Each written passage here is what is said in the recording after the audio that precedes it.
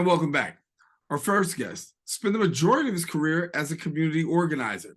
He founded his own consulting company and he focuses on connecting those that have those needs, specifically in his hometown borough of the Bronx. Joining us now discussing more is the Director of Government Affairs and Community Relations at Lehman College. We're pleased to have Marques Payne join us. And Marques, a very interesting role that you have when you talk about really government affairs and community relations and dealing with how things impact people. Share with us a little bit about the work that you're doing. Yeah, no problem. And thank you for having me on here, Daren. I appreciate you. Thank you for making time. I'm really fortunate actually to do this great work here in the Bronx, someplace like Lehman, storied cornerstone institution in the Bronx. I'm actually get the privilege of leveraging my social capital, all of the connections and network that I have on behalf of an institution that can need the resources, right? So I'm gathering this network of political and community leaders and leveraging those interests on behalf of CUNY Lehman College. And we do this by networking, reaching out, identifying funding opportunities, and then kind of galvanizing that support all towards the college. It was pretty cool. Yeah, and networking is a huge part of what you do, being able to tap into resources, connect people, and you yourself being connected. Talk to us about how important it is in that area of networking, because when we talk about social justice, many of the complaints that come in this area is a lack of access to resources. And so in your area and field of expertise, you have really the opportunity to meet a lot of people. I mean, yeah, I think the saying is, if you're not at the table, you're on the menu, right? So this opportunity in my position particularly, it gives you the opportunity to be at the table. And I think networking has really been the kind of like the card key that has got me into the rooms where I needed to be at. And it really is what gets us a seat at the table. I always say God brings you to people, but what you do with them is up to you.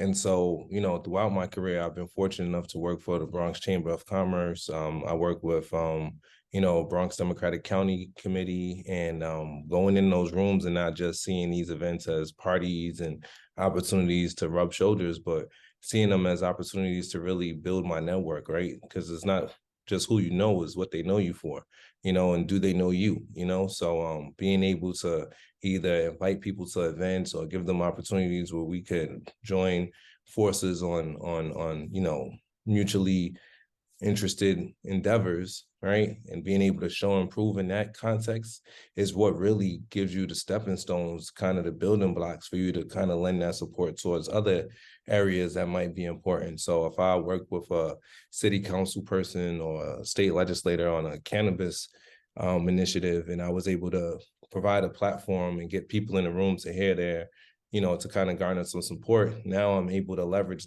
my success in that industry, in that area, and now lend it towards something that's going to be more favorable to an institution such as Lehman.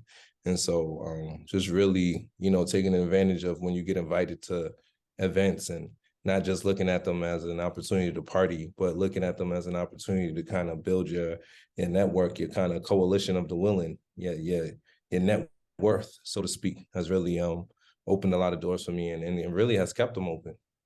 Yeah, you opened the door to talking about networking in it as a whole. For somebody who's out there thinking about, how to effectively network, what has been some of the best advice that you can give in passing on and helping somebody navigate this networking opportunity? Because as you said, it's not just really about being in the room and just sitting there and enjoying the moment with these A-list people, so to speak, but it's really about capitalizing on that opportunity. That's right. Well, I think just the top 3 or top 5 words of advice I would give, or, sayings, of course, I would say, proximity to power is not power, right?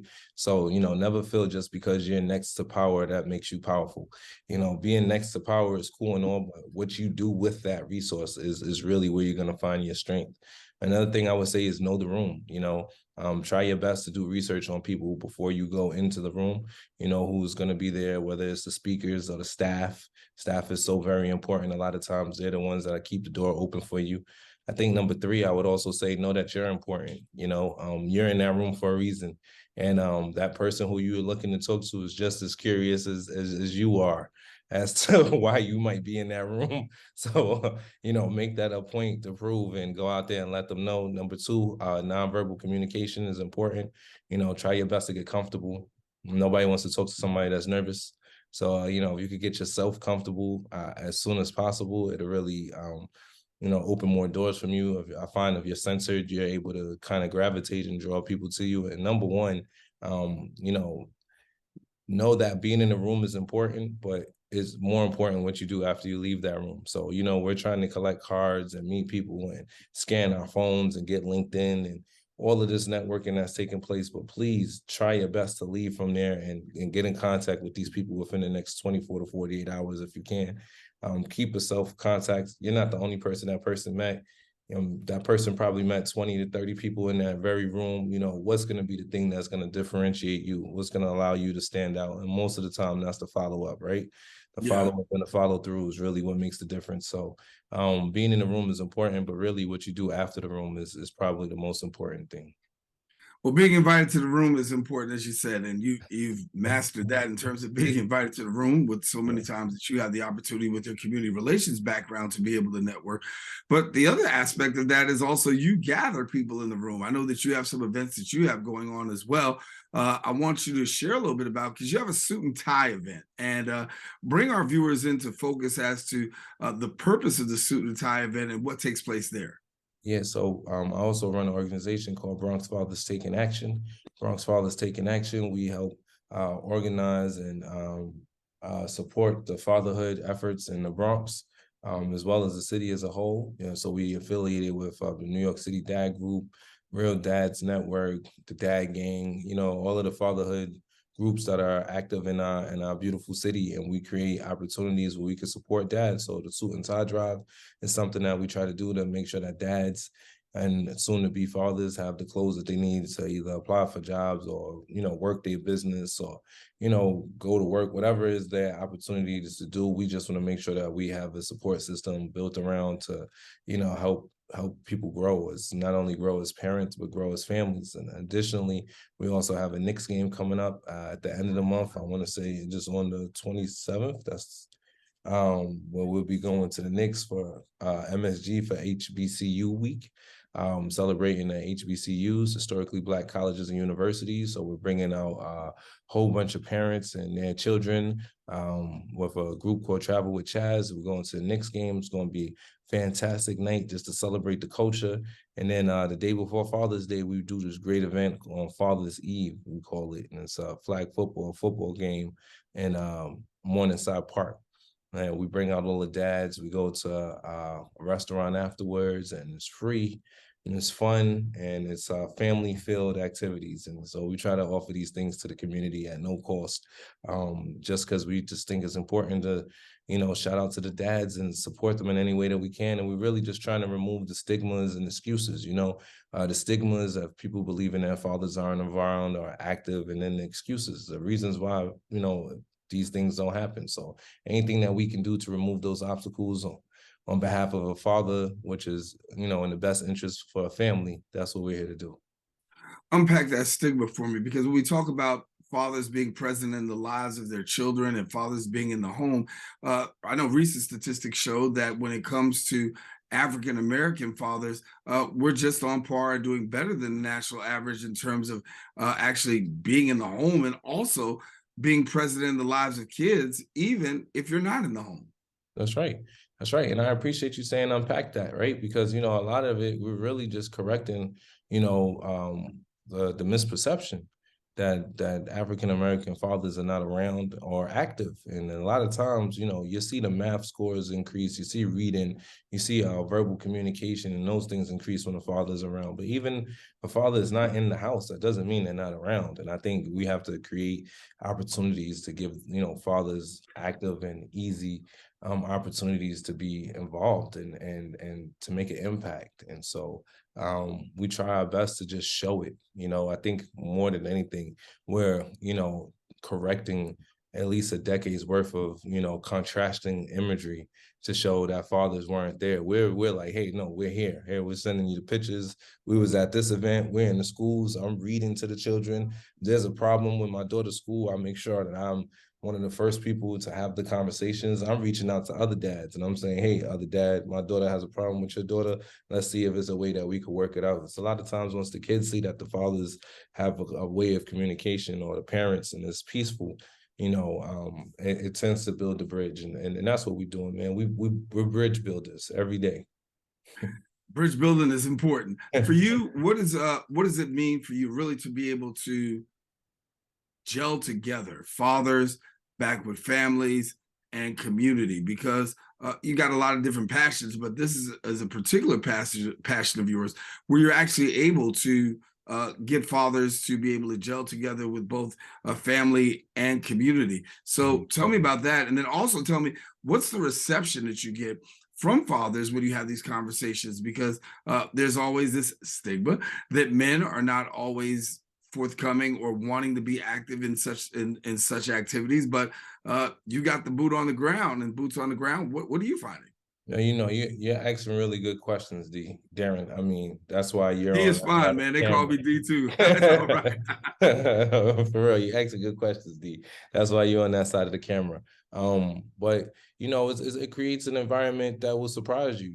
Whether it's dads coming together and talking about their health issues, or how beneficial it is just for me as a young father to be able to look down the road and see older fathers just giving me insight. Just offering insight on what it's like, some of the challenges that we face. We go into schools, and I mean, you should just see the way that dads are just so happy. Many of us are under the misperception that we fight in this fight alone. Many of us believe that that fathers being active are few and far in between, when it's actually quite the opposite. There's dads and every day in every neighborhood that are coming, bringing their children to work, picking them up from school, reading to them, going to the class, going on trips, and really just to have an environment, just to have a group, or just to be able to see yourself and another father. It's so supportive and so encouraging. I mean, it's quite moving actually most of the time. Just when fathers are in the environment, just when they look around and they see that they're not the only ones that's fighting this fight, or even just having an opportunity to just share the hardships that are involved, how difficult it can be, the obstacles that we deal with. Nobody will understand the distance a father is willing to go to spend time with their child like another father. And it really just helps you just have a sense of pride, and bring you great strength to know that you're not by yourself. And even in myself, I gladly boast there's not a deadbeat father in my circle. And that's personally, professionally, my family. We expel the deadbeats from the community. You know what I mean? That's not something that we stand for. And we try our best to create an environment that could cultivate strong father activities. And so anytime that we're able to do that, I will tell you right now, it is such a moving experience. It has brought great inspiration to me. And I'm fortunate because I'm in a position right now with the CUNY system, and this CUNY has a fatherhood initiative, and it has a male empowerment, my brother's keeper. There's so many, Black male initiative. There's so many support systems put in place, and I feel fortunate to be a person that's able to look at things from a strategic standpoint to see how it's all kind of culminates. And I really want to provide the thread that ties a lot of these support systems together with the resources, and make sure that it gets out. I think there's a lot of systems in play, but I think, one of the things that need to help it, get out into the community is the system, right? The people that are benefiting from it, and the people that add to it. So I feel very, very fortunate to be a cog in that machine, and to help it drive to touch as many people as it possibly can. You're impacting people through your fatherhood initiative, and not only through your fatherhood initiative, but also, what you do at Lehman College, and by way of community relations, and really stepping in and filling in the gap there. What do you feel is that impact that you're making right there at Lehman College with the work that you do? Yeah, well, this is definitely different because I am in the government affairs. I'm the director of government and community affairs. So and we have a community person. So it's a new leg here at Lehman. We're, really doing our best to make sure that we're extending ourselves to the community and making sure that the community knows that this is a home, that this is a place that it's welcome, right? And some of the things I'm fortunate enough to influence is some of that outreach efforts to make sure that the elected officials know where we are, and know that our home is their home. And I think as far as the community as well, to make sure that the community is knowing that what we're doing here is a great thing. Our doors are open, and how could we really go out and make an impact? One thing that we're going to do, we're going to try to increase our food pantry and our food insecurity by tackling and addressing the food insecurity with some of our, historic partners here in the Bronx. It's a food pantry, of course, the Hunts Point Produce Market, and bringing in good people around. And we're going to do our best to make sure that the resources that are right here within the school extend beyond the walls of our gates and extend beyond our territory, that the community feels at home here. And that's like something I'm feel very fortunate to do, to just kind of be the guy that shakes hands and stares people in the eyes and says, welcome. And, I feel like it goes very, very closely with my personal skill set. I'm a very gregarious, I'm a talkative person, and I'm a very welcoming person, and I care. And what has been the absolute joy for me in the short time that I've been here is just to see how many people care, and to see how caring the institution is. Just the Apex Center, how that is just a resource to the community at large. You could go get your workout on. People are running around the reservoir. Like, we're doing things to be outside, and I feel really proud to be a part of that.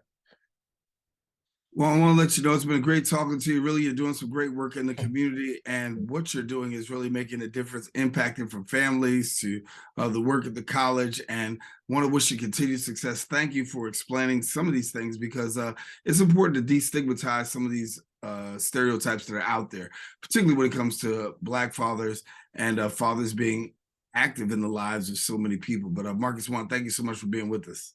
Thank you so much. Shout out to my daughters, Ariana and Aaliyah. In many parts, they've inspired the fatherhood journey, and they have been the fire beneath my sails, so to speak. So shout out to my daughters. All righty. Huge shout out there. Well, listen, we want to take a quick break. We'll be back with more with the social justice forums. Thanks to Marques again. We'll be back with another guest right after this. Thank you.